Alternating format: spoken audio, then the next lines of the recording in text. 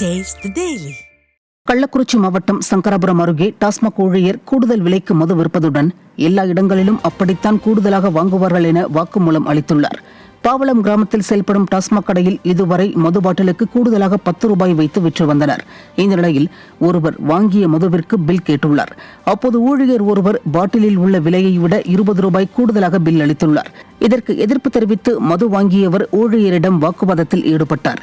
இந்த நிலையில் அப்பகுதியில் குறைந்த விலை மதுவை மொத்தமாக கடைகளுக்கு பிளாக்கில் விற்பனை செய்வதாகவும் உரிய விலைக்கு மது விற்கப்படுவதில்லை என்றும் கடையில் லைசன்ஸ் நம்பர் கூட இல்லை என்றும் மது பிரியர்கள் குற்றம் சாட்டுகின்றனர்.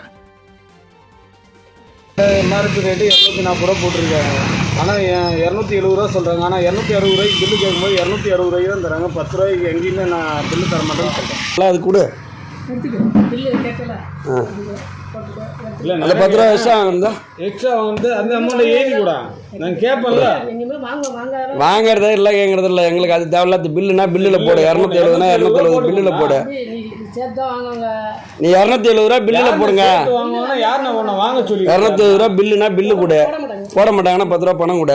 பக்ஸா எல்லாம் கேட்குறவங்களுக்கு அந்த பிளாக்ல விற்கிறவங்களுக்கு கொடுத்துட்றாங்க அந்த ஊழியர்கள். அதனால் அந்த பொதுமக்கள் நாங்கள்லாம் கூலி வேலை செஞ்சுட்டு வர ஆளுங்க. சாயங்கால டைமில் நைட்டு எப்போ வந்து கேட்டாலும் அந்த 140 ரூபா கோட்டரே இல்லை.